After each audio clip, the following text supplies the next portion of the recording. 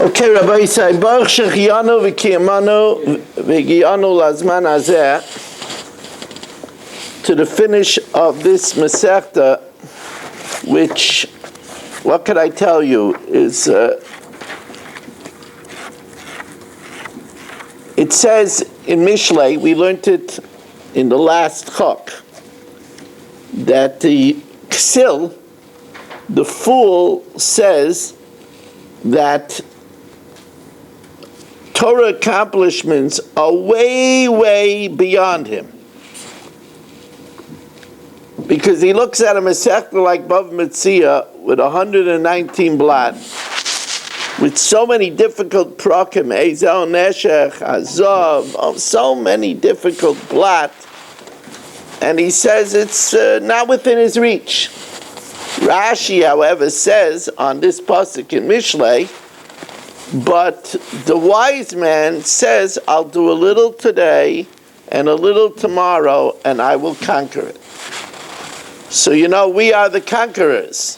And, it's really, really, really, really exciting. I said before, between Mincha and Marav over here, I said that I remembered 120 days ago, I made an announcement between Mincha and Marav that if you start with us tomorrow, you'll finish Bava Metzia from cover to cover. And now I'm saying it today. You start with us tomorrow, Bava Basra. You will finish it. Me'ezus Hashem, we should all be gesund. In 176 days, we'll finish the biggest Masechta in Shas. And it's a very exciting Masechta, might I add. As I said, it's specially suited, a lot of it, for Loimdei Daf Yomi, because since the Rashbam, who takes the place, actually nobody could take the place of, but the Rashbam, who is in the Gemara, in the place of Rashi, is very lengthy. And because it's very lengthy, the dafim are smaller.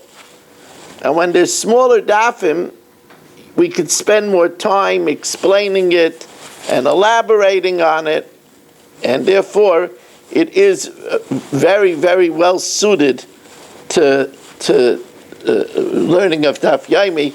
There is one Masechta or two Masechtas that are very difficult for that reason. Masechtas Krisis has a very, very, very large dafim and very intricate dafim, and therefore it makes it very, very hard to finish the daf. And Yishalmi Shkolim was also a very big challenge for that reason. Rabbi Avram Rezepkowitz asked us to please learn tonight for Zev ben Moshe Shmuel. The Neshama should have an aliyah, should be a Meltz Yosher for his family, for all of us, and all of Klal Yisrael. We're sponsored throughout this Masechta. By A.B. Spry, to have Nachas. He sponsored the Bavas, that all his children should be healthy Bavas, and by Michal Avram Chavin, that everybody should be gesund and learn and finish Shas. We are holding at the last Mishnah in the Masechta, which is Shtei Ginas Zu al Gav Zu, which is situated 10 lines from the bottom, as we welcome here in the shul.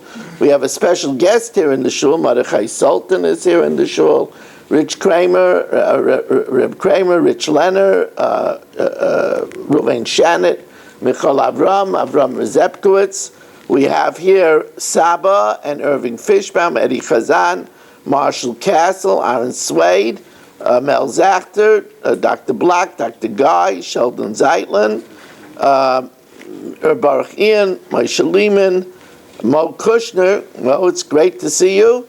And Shalom Fogel, who is now joining us from Woodlake up in Woodridge, New York. We welcome in Naftali Jablin, Ilya Shutman, Abe Arbach, Yitzi Muller, Rabbi Kranz, Menachem Umansky, Nachman Chapler, David Helfgott on Kol Haloshin. We want to be Menachem Oval Mrs. Finkel, who lost her father, Mr. Harris, his neshama should have an aliyah. Irving, you don't know the name, do you? I do. Let me look it up. Hold on a second. Each second. Levaya was today, a very fine man. David Ben Yachiel Yeshua. David Ben Yechiel Yeshua, his neshama should have an aliyah.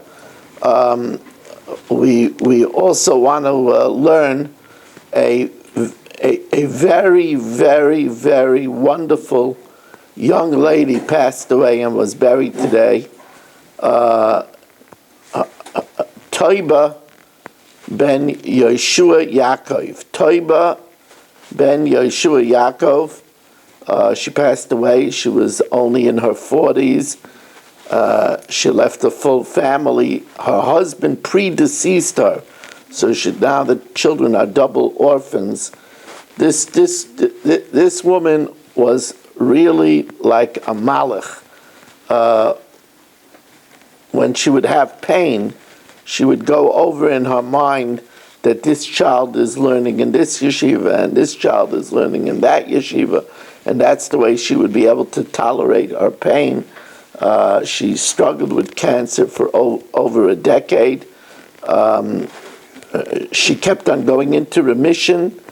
The Rebbeinu Shalom gave her, doctors had said that she should have been gone already over a decade ago, over a dozen years ago. And she was able to raise all of her children during their formative years. Her neshama should have a lichtige Gan Eden.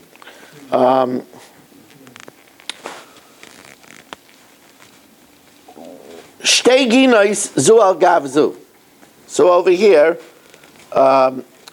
so Marshall, who has been absent for some good reasons and some rotten reasons, but we will say that he missed last night for Shalom Bayis, so we got to give him credit for that. So we won't throw him out of the class. We won't send him to the corner and make him wear a dunce cap. I don't pick up my dunce cap. Okay, thank you. So anyway, Marshall has a garden, and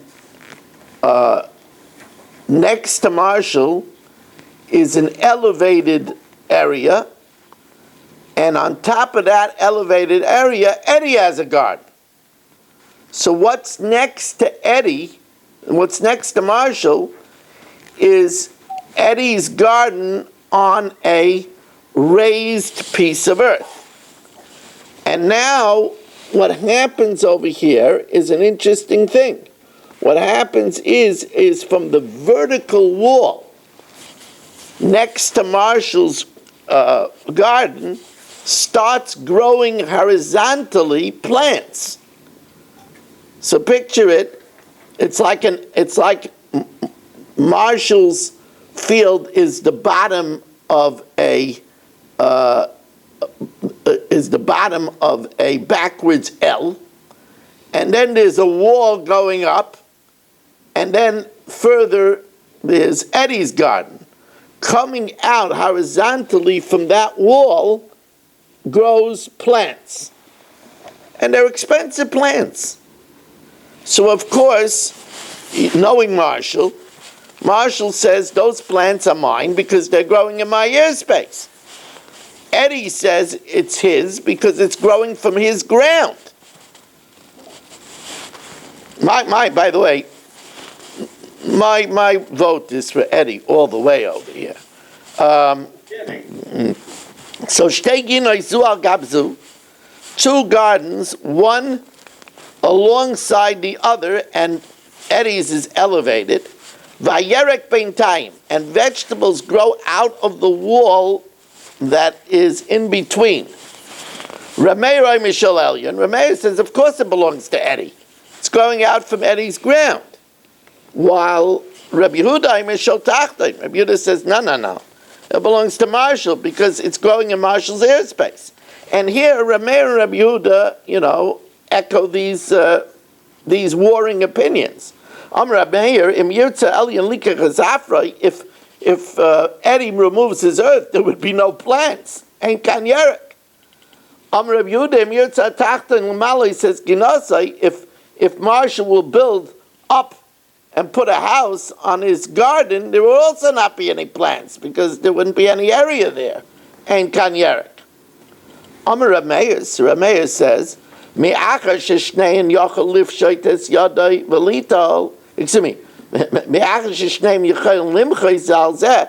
And now that each one has a good taina, so then we look, Marshall, and this is why I said the argument is against you, not simply because you're Marshall, but royin mehechen yerek zechai. What's the source of nourishment for these vegetables? And the source of nourishment for these vegetables is Eddie's earth. So it should go to Eddie. Comes along Reb Shimon with an interesting compromise. Interesting compromise from Reb Shimon. Gedalia, we miss you over here. He's not talking. Amar Reb Shimon. So Reb Shimon says, Kol she'elyon yochel lifshoites yodai v'lital, whatever Eddie could reach from where he is on top and reach over, but Eddie don't fall off, the elevated area, but whatever Eddie could reach, then hariyu shaloi, it goes to Eddie. V'ashar shel tachton, and everything else Marshall keeps. Marshall's smiling again. Now, Amar Rava, so Rava says over here, Be'ikrai, the roots themselves that are in the ground, in Eddie's ground, Kuli Amalei Pligi Delyanava, that Marshall has no claim on, it's not even in his airspace. Ki Pligi Benoifai, the foliage that comes out. Rameir Savar Shadi Noifai Basa Ikrai. Rameir says that we throw the foliage to the root, to the source of the nourishment. Rabbi Yehuda says what grows in Marshall's airspace belongs to Marshall. And they go according to their reasoning. The Tanya,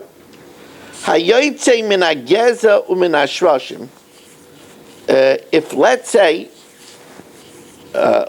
this is a case where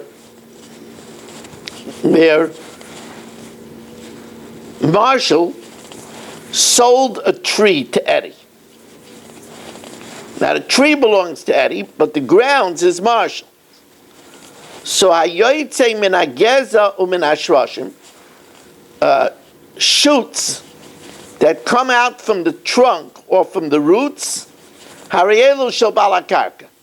Divrei Rameir. Rameir says that which grows out from the roots or even from the trunk belongs to Marshall. Why? Because it's his earth. It's his earth is the source of nourishment. Divrei Rameir. Rabbi Yehuda says no. Min hagezeh, that which grows out from the trunk, shel bala ilan, that belongs to Eddie. Umin hashroshim, that which goes from the roots, that shel bala karka, that belongs to Marshall. U'tanan nami gabi orla kagavno. How doesn't this look nice, Rabbi say? This last Amid over here, going to the finish line, is so amazing. But remember, I always tell you this. The main thing is tomorrow night. Because, Yidden never stop. They're always looking. One of the big Gedolei Yisrael who enjoyed great longevity. So they asked him, B'maharach Yamin, how did you enjoy such longevity? And he said as soon as he finished one Torah project, he made sure to immediately start another one, so that he should have more reason to live. So says the Gemara, Snan Nami Gabi Arla. We learned by Arla. Remember, Arla, a new growth is forbidden for 3 years.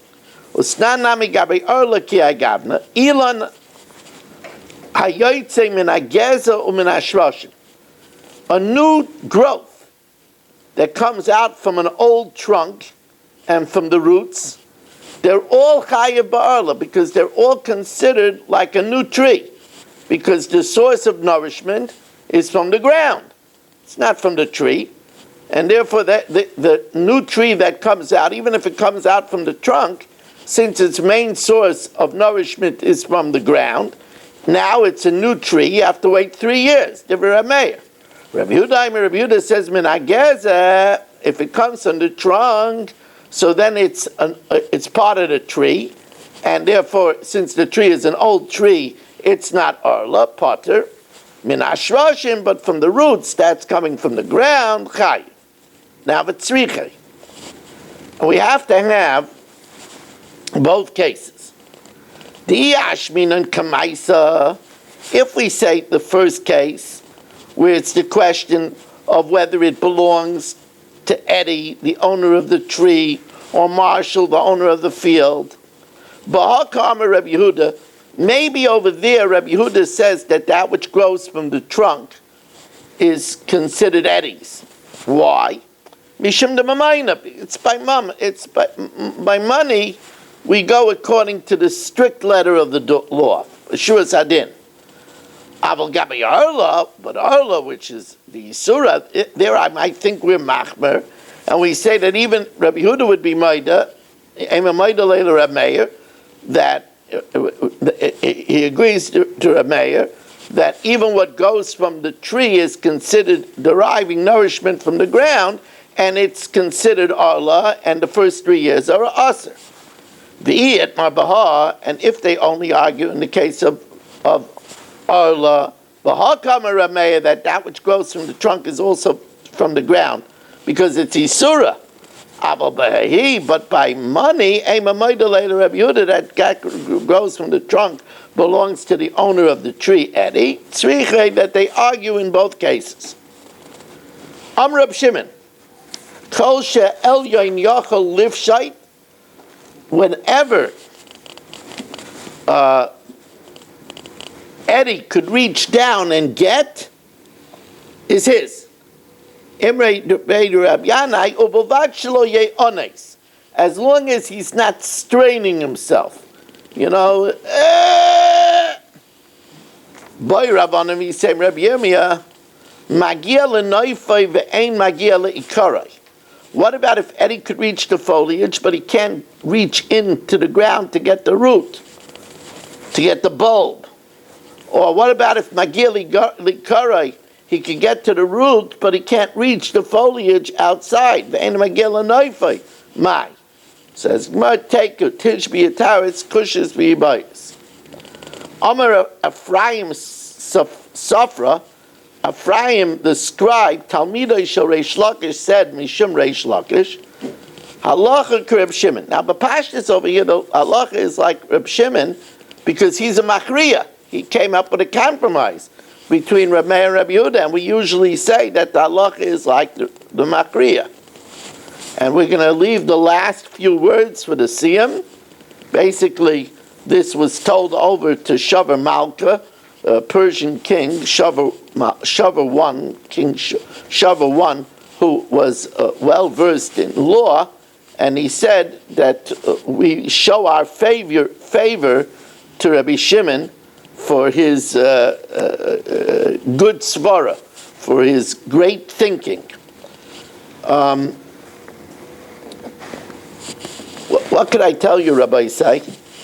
Tomorrow can change people's lives. It really could be a matter of life and death. I'm being dramatic over here.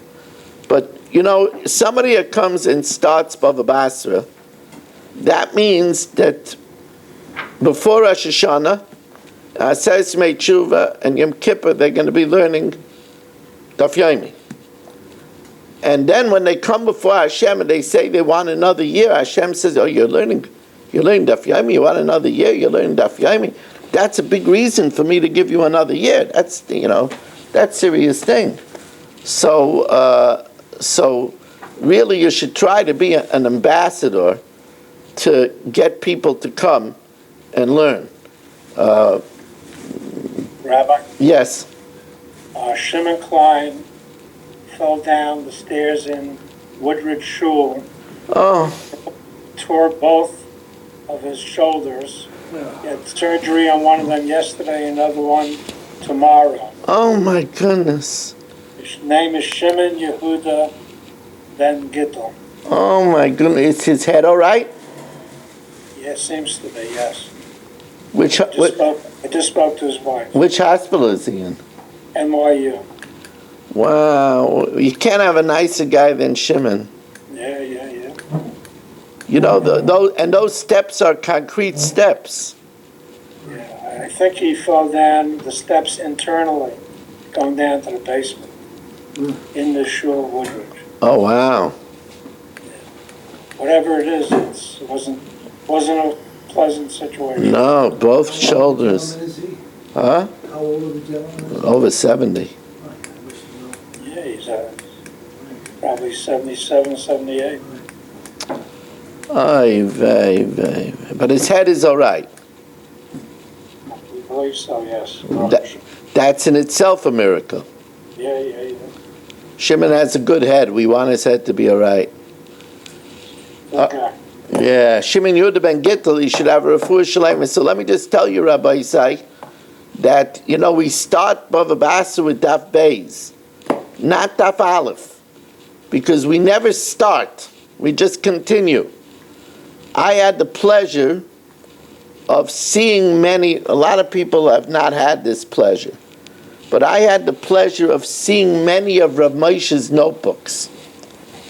Now, if you saw the notebooks that Rav Moshe wrote when he came here to America, he started they made him special paper that he started writing on, and it was laid paper.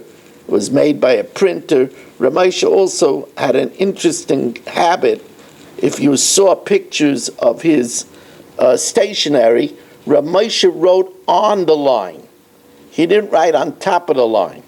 He wrote on the line. That's how Rav Moshe wrote. He wrote, for a few years I did that also, and then I saw it was more difficult for me to read it that was on the line. It was like right in the But middle, and he did on the top and the bottom of it. he wrote on the line. And but this was when he got to America. But in Luban, in Russia, there wasn't a Staples in Luban. There wasn't one of these office supply stores. He wrote on whatever he got his hands on. So one time it was a small child's machberes, another time it was an accountant's ledger. He wrote whatever he got his hands on. But one of the most spectacular features of his notebooks, there was a feature that on the flap of the notebook, he would write, events that he wrote the stuff by. So he would mention, if he had a child, or if somebody got married, or if there was a birthday. But the most fascinating feature of these notebooks is they started and stopped in middle of a sentence. He always started and stopped in middle of a sentence. It was one seamless continuation. There was no, like you have a new notebook. Okay, we're starting Bava Metzia, I'll start a new notebook. First of all, he didn't have the luxury to just start new notebooks. But second of all, he didn't start. It was just always a seamless continuation. Okay, we did the Mishnah Yomis already because we are now doing a spectacular Chumash.